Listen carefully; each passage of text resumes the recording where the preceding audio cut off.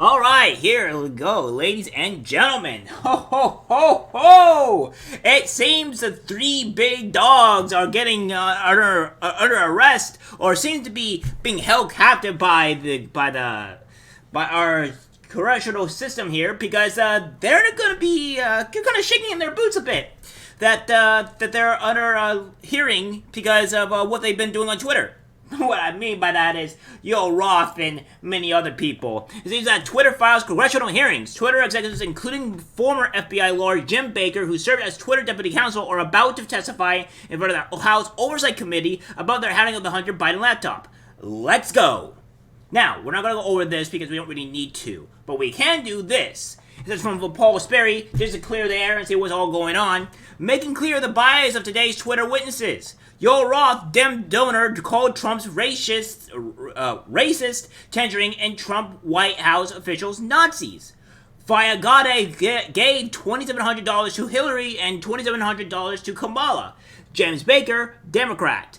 Agnieszka Navalny, Dem racial justice activist for Color of Change. All four of these people are in trouble and they're about to be crucified, or rather, try to defend their claims against them. Well, we'll see about that because there's a lot of information that they don't seem to want to be giving out.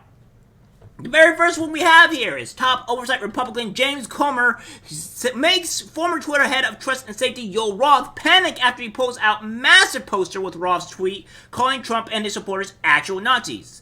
Just watch this. Isn't exactly what we're going to do. Except this time, guys, I'm going to have a different type of format here. I'm going to have it where some parts will I just be watching it, and some parts will I just jump to a clip. This one's just going to go to a clip. Take a look.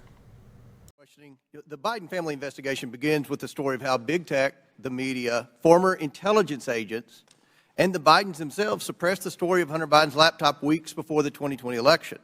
Today, we're hearing from Twitter executives who buried the New York Post laptop story, claiming it violated the platform's hacked materials policy. In reality, the Twitter executives were hostile towards conservatives and biased towards anyone who opposed their points of view. For example, Mr. Roth, did you write this tweet? I regret the language that I used in some of my former tweets, but yes, I did post that. And I'll read the tweet so it's in the record. Yes, that person in the pink hat is clearly a bigger threat to your brand of feminism than actual Nazis in the White House. Mr. Roth, do you think all conservatives are Nazis? Certainly not, sir. What about the hundreds of people who worked in the Trump administration? Certainly not. Did Ms. Gaddy or any other lawyer at Twitter ever tell you to take down that tweet? No, Twitter did not have a practice of restricting employees sharing their personal viewpoints on the service. Okay. Turning back to the... Oof, being caught like a deer in the headlights. So I think that you get to see that these people are obviously being exposed for who they are. So we see, yeah, of course, we see all of this where he has these tweets there, and they have all this information, and this is all being released, and kind of hilarious that not doing so great. And we have this as well. That we have from Jim Jordan specifically making here. Jim Jordan makes former Twitter censorship boss Yoel Roth physically squirm on live TV. Watch his hands literally tremble as he gets grilled. They're unraveling. So let's go with this view with the what Jim Jordan says here. This time, with the 30-second clip, I'll probably just view with you guys, but the other ones I just kind of want to be for a video so you guys get to have more focus. So let's take a look at this. You got the government saying your terms of service, which don't have to comply with the First Amendment, but the government saying we don't think these accounts comply with your terms of service. Please take them down. You see a problem there, Mr. Roth? Mr. Chairman, I'm seeing a flashing red light. I'm happy to answer the question. Do I think that that's a valuable use of the FBI's time? No, but I don't see in a request for review a problem under the First Amendment, no. I sure do. I thank the gentleman. I get back. Yeah, you don't think that is a problem with the First Amendment? Yes, when you have the government come and tell you to censor or stop people from being able to speak anything about what, pretty much anything that is a violation of the First Amendment, and you took a lot of that stuff down. This is being exposed, and you have a lot of questions to ask for. I'll be honest. We'll have this as well. We have, Lauren Boebert tells James Baker, you are the collusion between the federal government and the FBI. Well, let's continue and watch this. Now, from the hearing that I've been a part of today. It's almost impossible to tell where the FBI ends and where Twitter begins. We have Mr. Baker here, a former FBI agent, and there seems to be a revolving door between the FBI and Twitter itself. Even Mr. Baker said that there was no collusion with the federal government and Twitter. But Mr. Baker, that's you. You are the collusion between the federal government and the FBI. Now, she's not wrong because he did collude with the FBI and started to censor things immensely. It has all been showing from stuff like this. And don't worry, we have a lot more other stuff. There'll be one more video after this. I understand there's gonna be a lot more stuff, but I gotta get other stuff done here today, so I'm going to use so much. But we have more from here. That we have Representative any Biggs questions former head of Twitter, Trust and Safety, and Yoel Roth about suppressing the Hunter Biden laptop story. Now, I won't be doing all of this whole thing because I don't want the video to be substantially long. So we're only going to view about 2 minutes, or see 2 minutes 11 seconds of this, and then we'll go on to the next one. Take a look. Within just mere minutes or hours after the New York Post published its story on the Hunter Biden laptop, at 8:51 a.m., you sent a message to a team, part of your team, I assume, and you said, "It isn't clearly violative of our hacked materials policy," referring to the story, "nor is it clearly in violation of anything else." Do you remember sending that message? Thank you for the question, Congressman. I don't recall that message specifically, but that does sound like my judgment on that day, yes. Okay, so that was early on in the day. And yet, shortly thereafter, Kayleigh McEnany, White House press secretary's, her account was locked. So an inquiry was made the next day by a person named Carolyn Strom. You know Carolyn Strom? Yes, sir, I do. Yeah, Carolyn Strom asked what's going on here, and somebody named Elaine Ong Soto said the user was bounced by site integrity for violating our hacked materials policy. Do you remember that incident? Yes, sir, I do.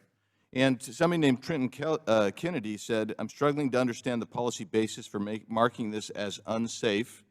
And I think the best explainability argument, now that may be a technical term for you, but for me it looks like we're trying to create a narrative here to cover our butt. The best explainability argument for this externally will be that we're waiting to understand if this story is the result of hacked materials. Do you remember Mr. Kennedy's communication? Yes, I do.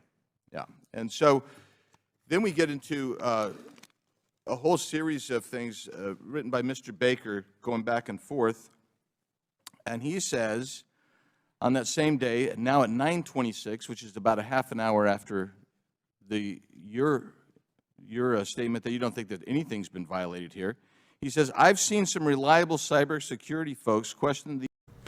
So yeah, it doesn't seem like he's doing too well there in terms of what's been going on with the Hunter Biden and stuff like that. We do know that they censored it and what have you. We have more with this as well, that we have former head of Twitter Trust and Safety, Yoel Roth, on how disinformation and misinformation was assessed on Twitter. So this obviously is not going to go through this a bit much, so we'll probably skip this. This is just going to go over.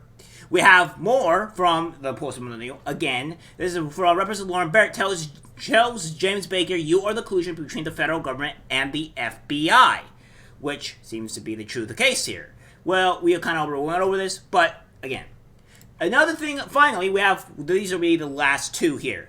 Yoel Roth says Twitter saw Hunter's laptop having similarities to the 2016 Russian hacking of the DNC. They are similar in the fact that the DNC fell for a phishing link. Hunter forgot his laptop at a repair shop, and there's no evidence Russia was responsible for either of them. That at first glance bore a Hunter Biden laptop story. In 2020, Twitter noticed activity related to the laptop that at first glance bore a lot of similarities to the 2016 Russian hack and leak operation targeting the DNC. And we had to decide what to do. And in that moment, Hunter Biden laptop story. In 2020, Twitter noticed activity related to the laptop that at first glance bore a lot of similarities to the 2016 Russian hack and leak operation targeting the DNC. And we had to decide what to do. And in that moment, Hunter Biden laptop story. Oh yeah, again, you guys suppressed it, and Facebook also did. And not only that, we also have more information with YouTube. But here's the thing. I want to see what YouTube and what, obviously, Facebook was doing, because Facebook also did the same stuff. Now, we have, finally, in the very last of this. We'll do this last clip. We'll show it to you guys, and then we'll end this video on the last of my typical rants. Take a look. Down. I'm so glad you've lost your jobs. Thank God Elon Musk bought Twitter. And you know what? Let's talk about something a little bit further. It's amazing to me, Mr. Roth, as the head and trust of safety at Twitter, your ability, or should I say inability, to remove child porn. Now, here's something that disgusts me about you. In your doctoral dissertation entitled Gay Data, you argued that minors should have access to Grindr, an adult male gay hookup app. Minors? Really? You know, Elon Musk took over Twitter and he banned 44,000 accounts that were promoting child porn. You permanently banned my Twitter account, but you allowed child porn all over Twitter. Twitter had become a platform, you said, connecting queer young adults. You also wrote on Twitter in 2010, can high school students ever meaningfully consent to sex with their teachers? In 2021, while you were the director of trust and safety on Twitter, an underage boy and his mother announced a lawsuit against Twitter because Twitter was benefiting from and refused to remove a lewd video featuring this boy and another minor. That is repulsive. But you violated me. What were my tweets? Okay, let's talk about them. I was talking about the deaths being reported on VAERS. By the way, that's on the CDC website. I was also saying that I didn't think any entity should enforce a non-FDA approved vaccine or mask. Guess what? A lot of people agreed with me, but you called that COVID misinformation. By the way, I'm a member of Congress and you're not. I also said the controversial COVID-19 vaccines should not be forced on our military. You want to know something? Republicans stopped that in the NDAA. Ladies, time has expired.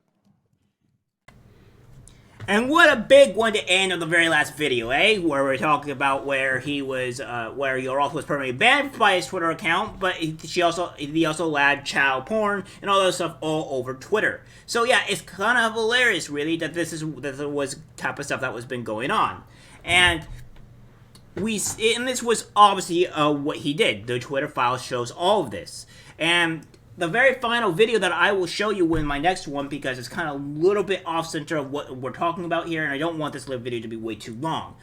So we have these guys. They're being exposed. They're having issues all over the place, and I can't wait for them all to be shown. I will post all these Twitters, all this other stuff on it, obviously, in the description below, so you guys all get to see it. I see some people that were actually happy about me posting that stuff, and I like being very transparent, pointing what I have, because even when I view stuff, I want to know where you're getting your material from so I can view it and what have you. So, guys, that's it for the video. These guys seem to be in trouble. Hopefully some actual punishment legitimately happens. And let's see what go. Next one is going to be a little other one that's going off the rails. Alright guys, that's it for the video. Like, subscribe, share, and take care.